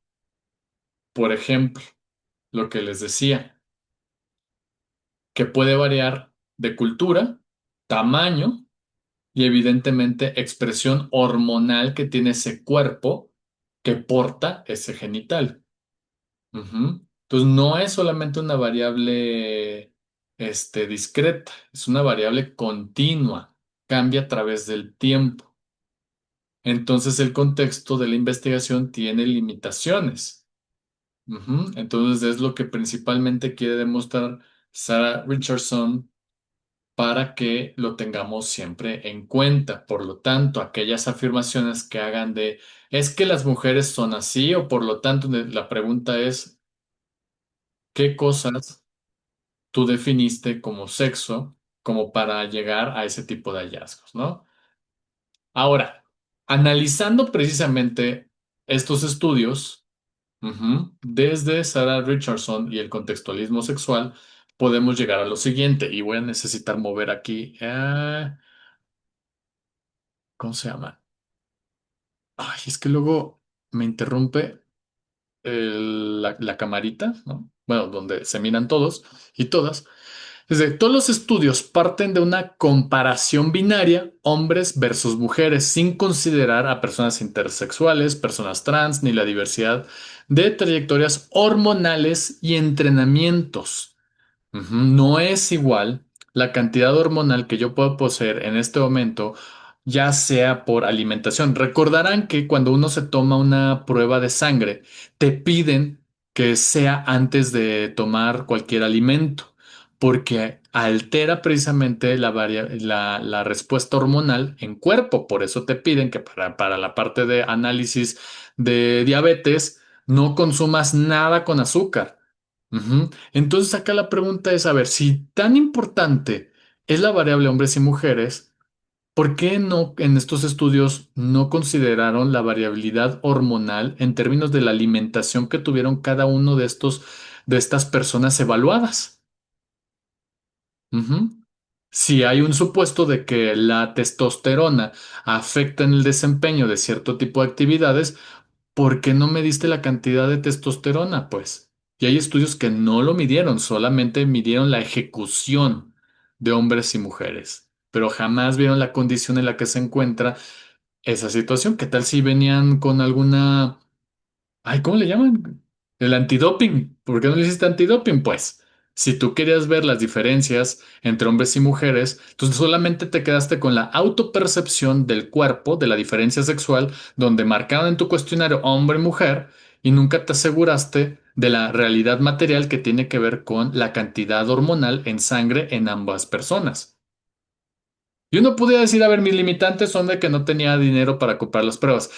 Está bien, pero entonces no puedes tú afirmar que son diferencias estadísticamente significativas cuando te faltaron unidades de medición para checar y para precisamente confirmar ese supuesto que tú estás mencionando. Ujú. Desde Richardson y Fuentes, que es este profesor que invitaron de la universidad, ay, se me fue su nombre. Se me fue su nombre, pero se apellida Fuentes. Se invisibiliza el espectro de la variabilidad biológica, es decir, niveles hormonales superpuestos. ¿Se acuerdan de la superposición que les estaba diciendo? Que tú tenías hombres, mujeres y la condición y luego comparas. En este caso, en vez de pensar en condición rural o urbana, niveles hormonales. Ujú. Porque los niveles hormonales, claro que te dan una variable escalar, nunca es igual, no es binaria, y es ahí donde rompería con la idea de que hombres son mejores que mujeres. Más bien, tú tendrías que decir, ¿en qué condiciones hormonales estos hombres supuestamente son mejores que las mujeres? ¿En qué condiciones específicas? ¿Y en qué momento realizaste la evaluación? ¿Mañana, tarde o noche? Porque ahorita vamos a ver otro estudio, si nos alcanza, de que el cuerpo responde de una forma distinta dependiendo el momento del día. Y creo que ahí, no, yo no sé si ustedes en la preparatoria o quienes tienen segunda carrera, ¿en qué horario ustedes estudiaban? No es igual tener clases en la mañana a que tener clases en la tarde o tener clases en la noche. Hay una respuesta totalmente distinta a la capacidad cognitiva y de ejecución para poder llevar a cabo una serie de actividades sugeridas. Ajá. En el posgrado yo me veo sometido y también a mis estudiantes a darles clase en la noche. Y yo ya los veo súper tronados. Entonces no puedo dar tanta información tan densa porque les agoto. Y también acá se vale que me digan, Fausto, puedes parar 5 minutos porque está como bien cansado esto que tú estás diciendo. Y es totalmente entendible porque yo no puedo suponer, porque digamos, fue una compañera la que sugirió eso. Y yo digo, es que las mujeres no pueden porque estos estudios ya demostraron que las mujeres tienen una inferioridad en una capacidad no solamente física, seguramente también se traslada a lo cognitivo, sin tener evidencia clara, ¿verdad? porque estaba yo suponiendo y estaba infiriendo a través de esos estudios binarios que no consideran las variables hormonales específicas en algunos estudios, porque otros sí lo mencionan, al igual que el momento en el que se evaluó mañana, tarde o noche. Entonces, si yo lo paso al contexto educativo, claro, táchenme de misógino, ¿no? De agarrar y decir, ay, es que pues, la compañera no puede entender porque así son las... A ver, espérate, güey. No tiene que ver con si es hombre o es mujer, tiene que ver con la variabilidad del tiempo. Tampoco sabes a qué se dedica esa persona, no sabes el desgaste que trae, no sabes si está desde el celular o computadora, no sabes si está conduciendo, no sabe. Entonces, a eso es a lo que se quiere señalar. Ujú. Rápido. Por ejemplo, Miller, que uno de los estudios que aparecen ahí en la condición panorámica en 1993, midió 8 hombres, 8 mujeres, ¿no? Y luego Svin, en el 2017, trató de replicar el estudio con 27 adultos mayores, ¿no? Para suponer la variabilidad del tiempo. Pero son muestras muy pequeñas, con poca validez como para generalizar a hombres y mujeres en general. Vean qué pinches errores, ¿no? Se extrapolan conclusiones universales a partir de muestras reducidas, homogéneas y culturalmente específicas. Ujú. No más porque agarró y dijo, ah, pues ya pasó el tiempo, bastante tiempo, entonces ahora los voy a volver a evaluar, ¿no? O yo voy a pensar, como todos son estadounidenses, igual si me agarro 27 adultos mayores entre hombres y mujeres, los resultados van a ser lo mismo porque también estamos hablando de hombres y mujeres norteamericanos. Ajá, nada más que unos de 1993 y estos del 2017. Y luego aparte agarran y dicen si hay diferencias significativas. Hay diferencias significativas en esa evaluación, en ese momento específico, güey, pero tú no lo puedes generalizar. Entonces, y ese es un error que incluso aprendemos cuando vemos lógica simbólica y semántica. Es una falacia. Tú no puedes generalizar un dato a partir de una experiencia personal. Por ejemplo, en redes sociales luego me toca andarme ahí freteando esta gente que dice, pero es que a mí me fue mal con el psicólogo y desde entonces no confío. A ver, espérate, pero tu experiencia no puede traspolarse a una generalidad. Ujú. Bueno. Bartolomé en 2021 encuentra que al ajustar, ay, aquí no logro ver bien, perdona, al masa magra desaparecen diferencias en tren inferior. Ah, es que es la parte de los músculos. Nada más déjenme, voy y confirmo un dato para no andar diciendo barbaridades. Entonces, dice, encuentra que al ajustar por masa magra desaparecen diferencias en tren inferior, pero persisten en tren superior. ¿No? La definición básica de masa magra tiene que ver con el peso del cuerpo excluyendo la grasa, es decir, solamente músculos, huesos, órganos, agua corporal y tejidos conectivos.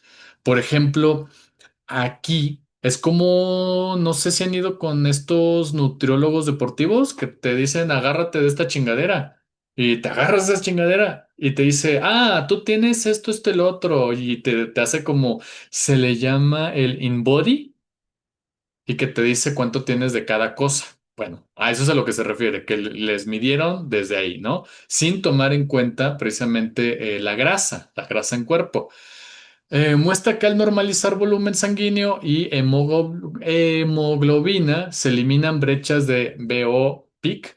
Eso significa, porque lo tuve que investigar, significa, no me digan por favor, consumo máximo de oxígeno alcanzado durante una prueba de ejercicio. Entonces, por un lado, miden volumen sanguíneo y hemoglobina para eliminar las brechas en precisamente consumo máximo de oxígeno alcanzado durante la prueba del ejercicio. Acá hay una cosa bien interesante porque uno dice, a ver, ¿el volumen sanguíneo tiene sexo? Es decir, a partir del volumen sanguíneo tú puedes determinar que eso es un cuerpo de hombre y un cuerpo de mujer, al igual que la hemoglobina. Entonces, Problema general. Muchos estudios no ajustan correctamente por variables de confusión, masa muscular, entrenamiento, nutrición, acceso al deporte, socialización temprana, las diferencias por sexo y se inflan artificialmente. A lo que van con este argumento es de que, a ver, ¿cómo en esta monitorización, ahora ya propiamente de condiciones biológicas muy particulares, puedes dar distinción entre qué es de hombre y qué es de mujer? Porque esto, como se dieron cuenta, yo no sé, como investigador, yo no sé específicamente estos datos que son mediciones biomédicas. Y siempre que se hace investigación, tú tienes un grupo de investigadores que de alguna manera te pueden detallar y hacer este tipo de análisis, como por ejemplo un biólogo o un, no es el QFB, químico farmacobiólogo. Ajá. Y acá la pregunta que se hace es, ¿cómo estos datos te pueden determinar quién es hombre y quién es mujer cuando analizas lo que te da el volumen sanguíneo y la hemoglobina? Si se supone que estos estudios de comparación siempre tienen que pasar por doble ciego para que no influya la mirada del investigador. ¿A qué se refiere con doble ciego? Yo como Fausto tengo ya mis preceptos a favor precisamente de estudios críticos de género, pero yo estoy consciente que estos pueden alterar los resultados para que precisamente salgan a favor de mi discurso. Por lo tanto, yo tendría que someter mi trabajo a mirada de otros y otras investigadoras para que puedan de alguna manera visibilizar que estos resultados no reproducen un discurso a mi favor. Eso significa que si este estudio trató de demostrar que hombres y mujeres tienen estas diferencias y de alguna manera te lleva a la afirmación de la superioridad del varón en ciertas condiciones sobre las mujeres, la pregunta aquí es cómo tú controlaste el sesgo del investigador. Cuando estas condiciones, el volumen sanguíneo no tiene sexo, hemoglobina no tiene sexo, entonces ¿cómo determinaste la diferencia entre uno y otro cuando mediste estas dos condiciones? O sea, son las preguntas que quedan ahí en el aire que no tienen una resolución clara. Por eso dices que no ajustan correctamente por variables de confusión entre sexo, género y ahora las hormonas medidas. Perdón que ahorita suena como súper desmadroso, pero lo que quiero yo explicar aquí es que todo estudio tiene errores metodológicos. ¿Y es para condenar a las personas? No, pero también para cuidar de las suposiciones que nos llevan a creer que existen estas diferencias que definen a hombres y mujeres en condiciones como una condición cotidiana, como, eh, porque en algún momento ponían el ejemplo de que en tren superior las mujeres tenían una debilidad muscular que se veía representada en pruebas de esfuerzo como cuáles abrir frascos. Y perdónenme, pero yo no, o sea, el 80% de los frascos le digo a mi marido que los abra. Y eso me vuelve mujer. O sea, a ese tipo de ingenuidades pudiéramos llegar, a ese tipo de afirmaciones ingenuas. Kefren, Yo tengo una duda. ajá. O sea, usted dice que, o sea, todos están sesgados, pero entonces todas las pruebas estadísticas y todas las investigaciones se podría decir que están sesgadas. Es que Eh, me mm, parece increíble, o sea, no, mm, como un químico que estudia la sangre puede llegar a ujú. estar sesgado por esa cuestión. Por eso ahí está el argumento. Lo que nos está diciendo Sarah Richardson es que el sesgo deviene desde la misma definición del proyecto de investigación, cuando tú estás únicamente midiendo la variable sexo con una variable dicotómica binaria, que solamente se puede entender a través de la diferencia sexual. Y a partir de eso haces una serie de mediciones. El problema viene desde ahí. Ujú. Y lo que ellos están tratando de mostrar es que no es para tirar por la borda el proyecto de investigación, sino que para mirar que todo proyecto de investigación tiene problemas de planteamiento, sobre todo cuando no ven la condición del sexo como como una unidad, una variable continua. Ujú. Entonces, porque además uno podría decir, ah, pero pues, ¿cómo es posible que se equivocó? Pues sí, se equivocan. Hay que aceptar que hay error en muchas investigaciones. No estoy diciendo que vayan a ver perfectas y que vamos a funar ahora a los investigadores. No, que vamos a tener precauciones con ese tipo de resultados que lleguen precisamente a la generalización. A decir, es que las mujeres son inferiores en este tipo de situaciones, cuando no midieron del todo y cuando midieron, ves que la población fue pequeña y entonces tú no puedes generalizar con población pequeña. Ujú. Entonces tiene que ver más bien con cómo podemos en nuestros proyectos de investigación, en la lectura que vayamos a tener, ser críticos a lo que estamos leyendo. Ujú. Y esto se lo van a llevar de por vida, porque al menos yo espero eso. Las siguientes materias van a ver que les van a presentar proyectos de investigación, artículos y demás, y ahora ya se pueden preguntar ustedes, oye, pero ¿por qué están infiriendo esto con una población pequeña? Y de la población pequeña solamente midieron dos condiciones y ya están diciendo que esas dos condiciones medidas pueden extrapolarse a otras. ¿Cuál es el argumento? Y entonces es precisamente alimentar un pensamiento crítico.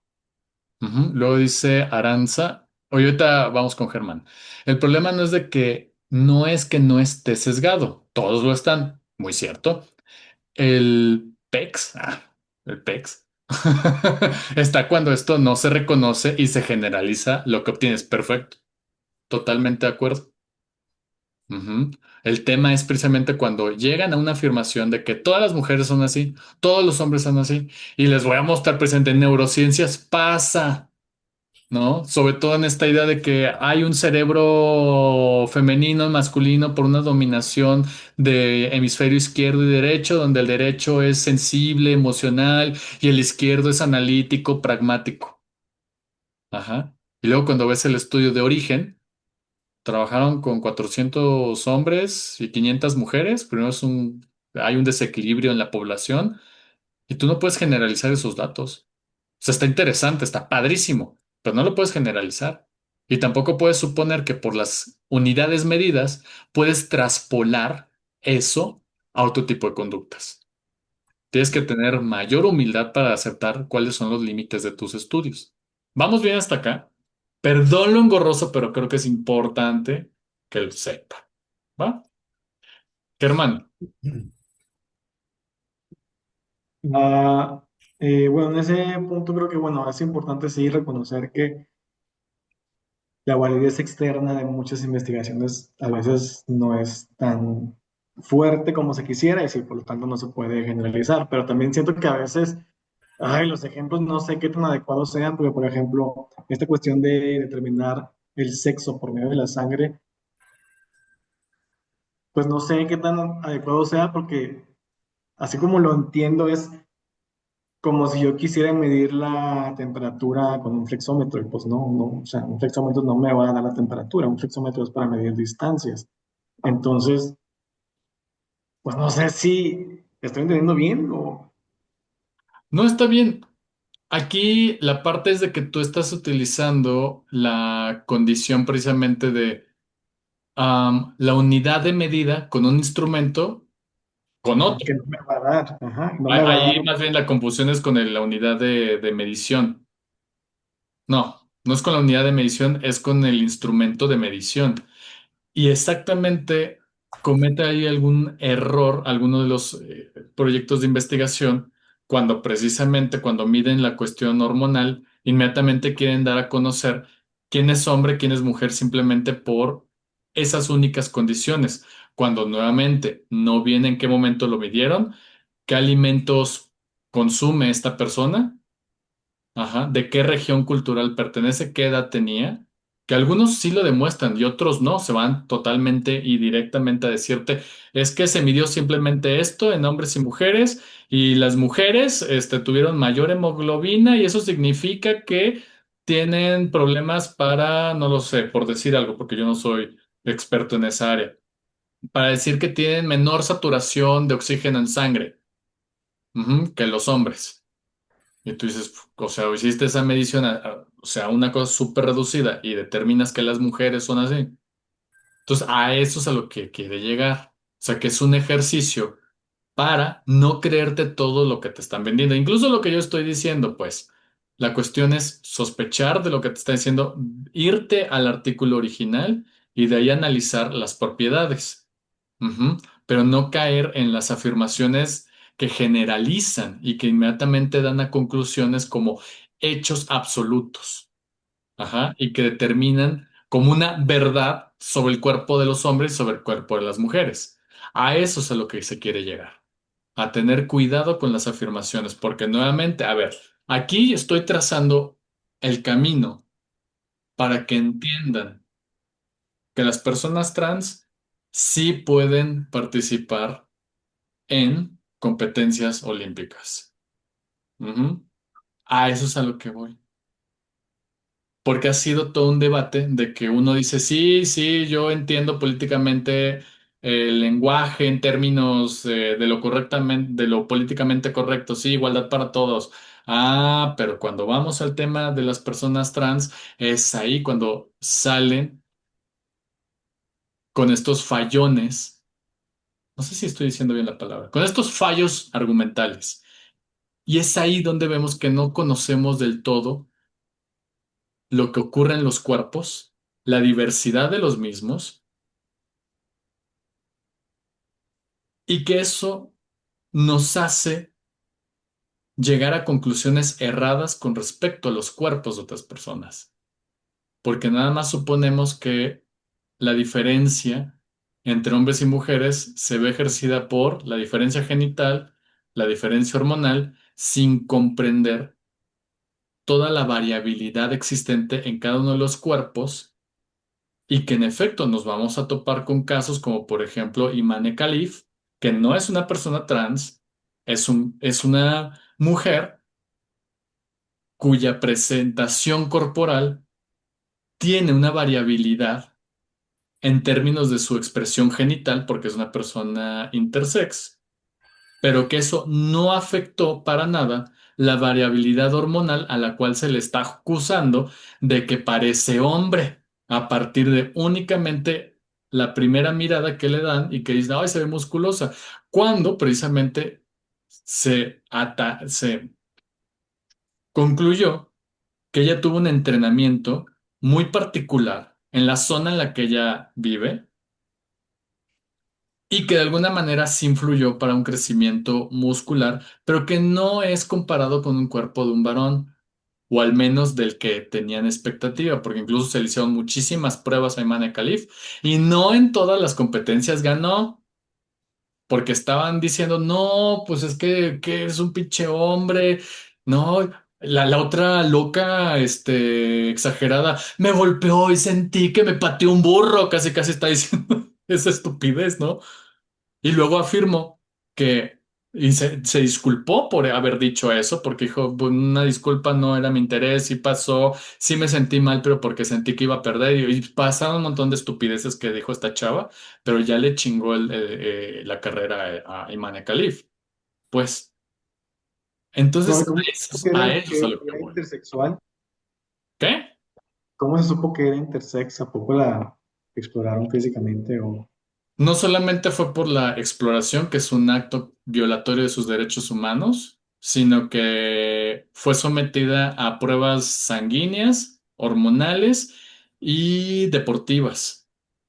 Y aparte, mirar el récord de toda su trayectoria como boxeadora y que precisamente dio a conocer, no en todos los casos ganó. Sí tenía esta presentación corporal no binaria, ¿no? De los genitales bien definidos. Y además, quienes hemos tenido parejas sexuales, no todos los genitales que hemos visto en la vida están bien definidos, perdónenme. Ujú. Entonces, bueno, regresando a esa parte y la variabilidad en la expresión corporal, esto no tenía nada que ver con la competencia en términos de ejecución que Imane Khalif presentaba al momento de tanto entrenar como de competir, específicamente en el boxeo. Entonces, a lo que voy es nuevamente, hay que ser más cautelosos con las afirmaciones. Por eso, incluso, Lo toma bien cuando el compañero dice, oh, estoy sorprendido, ¿cómo es que puede fallar? Claro que fallan. La ciencia no es perfecta, es perfectible, pero lo interesante es de que tú puedes dar rastreo en dónde falló ese estudio, que no es igual a la charlatanería que dice, no, pues es que fue mi lenguaje cósmico y yo leí las cartas y así te vi y así te quedas, ¿no? No le puedes preguntar en dónde tendrías tú que mejorar. No, pues no sé, porque no tienen un método, no está comprobado. Ujú. Vamos bien hasta acá. Perdón que me detenga hasta aquí, pero me importa muchísimo que se vayan con una habilidad lectora y crítica en todo tipo de proyecto de investigación. ¿Va? Porque implicamos la ciencia con lo político y cómo precisamente lo político retoma estudios que no pueden generalizarse como verdades absolutas. Y que luego vienen con nosotros y nos dicen, no, pues es que hubo una medición biológica. Perdóname, pero lo biológico también se equivoca en términos de cómo está medido, porque el sexo es una categoría que construimos de una manera únicamente binaria y no vemos la condición del espectro. Ujú. Ni la variabilidad en la que existen estos dos cuerpos, supuestamente sexuados y definidos totalmente de una manera inteligible. Estefanía. Justamente yo me enteré del caso de una deportista cromosómicamente mujer, pero Ajá. que tenía la testosterona pues más elevada de lo usual. Entonces, justamente fue polémica porque querían eh, que ella hiciera algo para bajar su testosterona, pero pues se me hacía injusto porque me parece que hay un nadador muy famoso, muy reconocido, que también Ajá. tiene una cierta condición que hace que Dale el tenga los cuerpo. pulmones más grandes. Claro. Ajá, entonces como que se exige esto sobre las mujeres, ¿no? Que baje su testosterona, pero él se deja con sus pulmones Pero mira, pues grandes, ¿no? es bien curiosa esa afirmación porque suponen que únicamente la testosterona es la responsable de un montón de condiciones de ejecución. Si bien sí está asociada con la diferenciación sexual en el desarrollo sexual secundario, es decir, la torneación del cuerpo y la acumulación de grasa en cierto tipo de zonas, además de alguna manera, estimular el crecimiento del músculo, sí. Pero este no es, ahí sí entraría con esta parte estadísticamente significativo en términos de diferenciación entre otros cuerpos, a menos que haya una intervención, como por ejemplo esta parte que se llaman bloqueadores hormonales. Ujú. Aquí lo que pasa es de que, a ver, ¿qué estaban definiendo? ¿Qué hormona específica dentro de la testosterona y cuál es el receptor específico al cual le están atribuyendo la trampa biológica en la que cae esta persona? Ujú. Y que eso esté específicamente ligado a una ejecución muy particular. Entonces, por eso yo plantearía más preguntas para poder irme acercando a las conclusiones que dieron, no tanto para decir, oh, sí, sino que no todo atribuirle a la testosterona, porque nuevamente, ¿qué estamos aprendiendo con Sarah Richardson? Que hay otras variables que tendríamos que estar monitorizando y que pudieran estar haciendo presencia, ¿no? En esa condición corporal. Pero entonces yo necesitaría más condiciones para comprender qué es lo que está pasando y cuál es la acusación que se le hace. No solamente por la noticia, porque inmediatamente es, la cosa ahí como sensacionalista de, ay, es que descubrieron que tenía no sé qué cosa. Porque además, déjenme les digo, las personas intersexuales, lo que pasa en el desarrollo sexual primario tiene que ver con una eh, diferenciación en la parte de la expresión del código genético, el par 40 y... No, no, es que no, tendría que ser el par 24 para que sean 48, el par 24 en el que precisamente hay una segregación anormal en la definición de los genitales y en esa definición de los genitales es la que hace la expresión del mismo genital. Pero esta no necesariamente tendría que afectar otras áreas hormonales, serían otros síndromes añadidos a. Entonces, por eso tendríamos que saber cuál es el síndrome al cual esta persona tuvo esta diferenciación genital y que de alguna manera esta pueda ser demostrable en la segregación supuestamente de testosterona. Ujú, o sea, no es tan sencillo, pero luego nos lo plantean de forma amarillista de una manera sencilla, como súper comprensible. Entonces, bueno, pero Aranza, querías decir algo, ¿no? ¿Querías tú Eh, ampliar? Hola, buenas tardes. Pues sí, era como comentar un poco esto de que suena como, como que hace mucho ruido, ¿no? De que se espera que haya como una normativa de cómo se supone que tiene que ser una mujer para competir en espacios deportivos, ¿no? Porque no sé si se considerarán o no, pero es como, por ejemplo, las mujeres que tenemos ovario poliquístico y que tenemos alteraciones Mm, se considera eso, se considera el estado cíclico pues, de la menstruación y eso, porque también varía muchísimo. Y además no es lo mismo una mujer con bajo nivel de grasa por la producción de estrógenos y demás, no te va a dar lo mismo que pues a lo que esta normativa te ha hecho ver que las mujeres deberían de ser, ¿no? Como que en cierta curva, pero flacas, pero, o sea, como todo esto, o sea, resulta raro que, que incluso en esos espacios, y, o sea, como que parece que primero te ponen la norma de cómo debe de ser, y los estudios o el objetivo quieren que a huevo como que encaje en eso. Y claro, entonces todo lo que no encaja, pues entonces es como de, ah, pues es que tiene un defecto raro, ¿no? Cuando pues en realidad, si yo tuviera que decir por estadística de lo que yo conozco, pues obviamente no se vuelve válido, pues no existirían las personas normales porque todas las personas que conozco mujeres tienen ovario poliquístico, ¿no? Entonces, no, eso no lo vuelve válido. claro. Entonces, pues sí, como, pues Fíjense, nada comentar. más para ir cerrando con esta idea y el tema Imane Khalif, que es el caso que de alguna manera conocemos y es el que pudiéramos argumentar desde Sarah Richardson. A ver, primero, Sarah Richardson pondría precisamente en el centro algo que se conoce como el problema del hormonalismo. Primero, el deporte se suele reducir la diferencia entre atletas a niveles de testosterona, ¿no? Por esta creencia de que a más testosterona, más fuerza y potencia. Esa es la hipótesis. Richardson llama a esto hormonalismo. Atribuir a una sola hormona la explicación de diferencias humanas complejas, como lo que estaba diciendo precisamente Aranza con qué onda con las mujeres que viven con ovario poliquístico. En el caso de Khalif, se asume que su éxito en el box proviene de la testosterona, invisibilizando entrenamiento, técnica, nutrición, psicología deportiva y contexto social del que viene ella. Error del binarismo sexual. Los organismos deportivos, las federaciones, pues, suelen operar bajo el modelo mujer menos testosterona, hombre más testosterona. Otra vez la definición del sexo a través de un binario. En este caso, no solamente la diferencia sexual, sino que la diferencia hormonal. Richardson subraya que los cuerpos no encajan en categorías rígidas. Ahí viene la parte de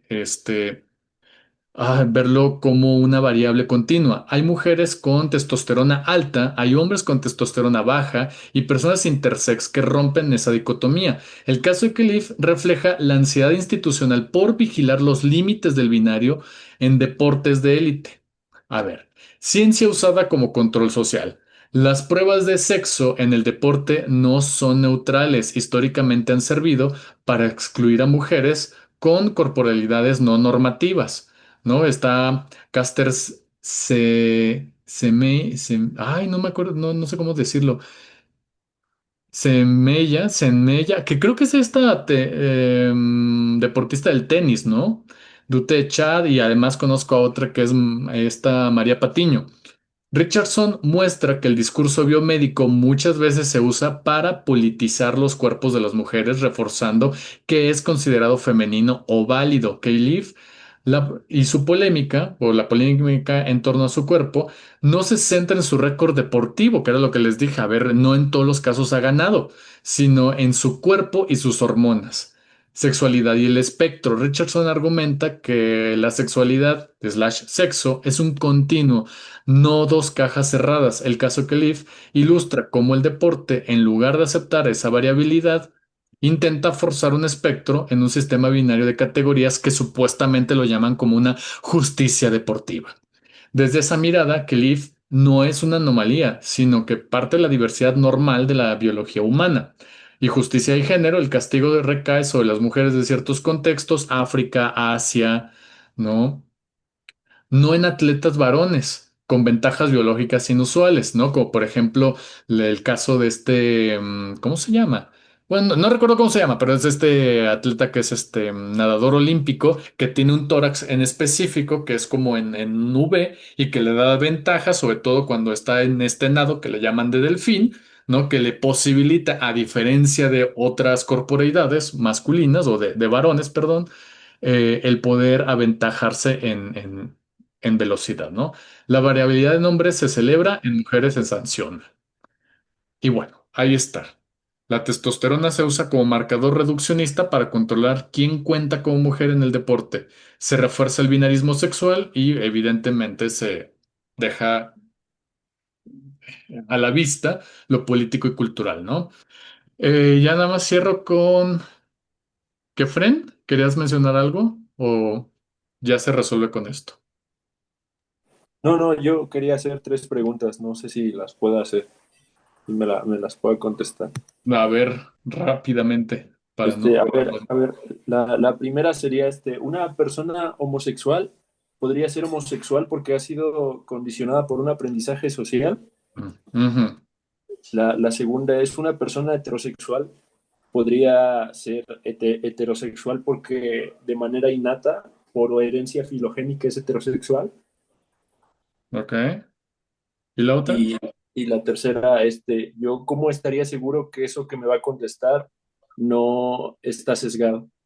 Ay, qué chida pregunta. Ok. Primero, pues, respondo la última para poder responder las otras dos. Primero, aceptar que siempre hay sesgos en los proyectos de investigación. Lo estoy aceptando. Puede haber como un cierto sesgo. La pregunta es, ¿qué tipo de sesgo? Puede ver en la parte de las poblaciones, puede ser el método. Ahí yo tendría que ver a qué me estoy refiriendo. Y el texto al que me voy a estar refiriendo es al de la sexualidad como un espectro, que es precisamente un estudio desde la biología, que es el que se presentó el día de hoy en la Facultad de Ciencias. ¿Cómo podemos cuidar ese sesgo? ¿Por qué? Porque se presenta en un espacio universitario, un espacio que revisó estrictamente ese texto, además de revisar quién es el autor. El autor precisamente viene de la Universidad de Berkeley, una universidad que históricamente ha estado reforzando mucho los estudios sobre la filosofía de la biología. En ese sentido, haciendo referencia a ese texto, yo puedo situar que no está tan sesgado, es decir, que no es una opinión meramente personal, sino que está fundamentada con la parte científica. Ahora, la pregunta me parece muy buena en tanto que es inquietante porque invita a pensar en el conservadurismo y evidentemente los posicionamientos de la extrema derecha para descalificar este tipo de estudios. Una persona homosexual puede aprender la parte de ser homosexual por lo social, puede aprender la expresión de género en términos como, por ejemplo, la identidad que es gay, ¿no? Un gay o queer o marica lo puede aprender en un grupo en específico de personas que se autodefinen como personas homosexuales, es decir, que su práctica sexual es sexual, erótica, emocional, está dirigida a otro cuerpo que de alguna manera le responde a ese deseo. ¿Ok? Entonces, ¿se puede aprender a ser homosexual? Hay una parte interesante en este caso porque, por ejemplo, si estamos hablando que es una práctica sexual, la práctica sexual sí se aprende, la orientación sexual no, porque viene de una condición pues más de tipo sí biológica, pero que tiene que ver con una parte de cómo la persona individualmente experimenta sobre su cuerpo.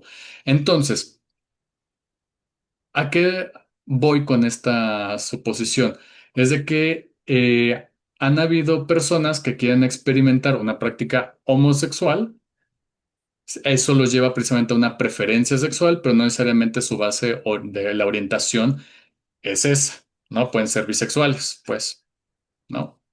Igual que las personas heterosexuales, no, homosexuales que tuvieron prácticas heterosexuales, tuvieron que aprender a tener esas prácticas para precisamente sobrevivir en el espacio que les discriminaba. Entonces, a lo que voy es, hay un sustento de una diversidad sexual en la cual no necesariamente es un aprendizaje social, sino que tiene que ver con sí una condición biológica que la explica precisamente esta. No es Sarah Richardson, déjame, recuerdo el nombre de este hombre, Fuentes. Ay, es que no lo tengo acá.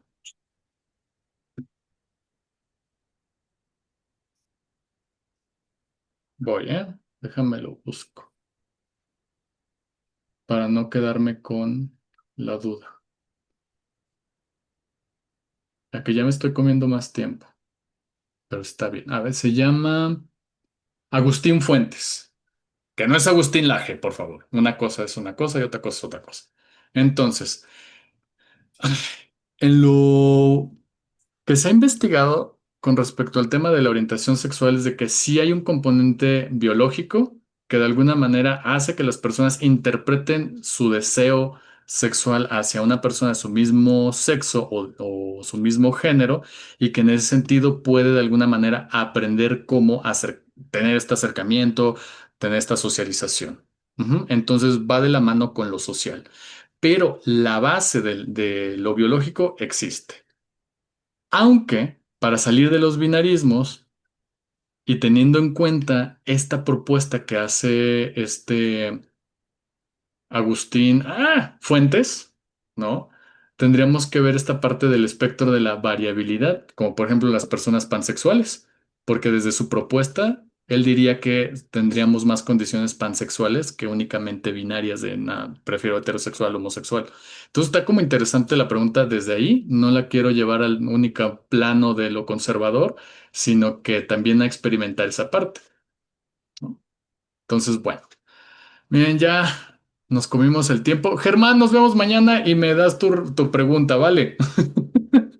No sé si respondí un poco tu pregunta. Les paso la referencia del texto, si ustedes quieren, ¿va?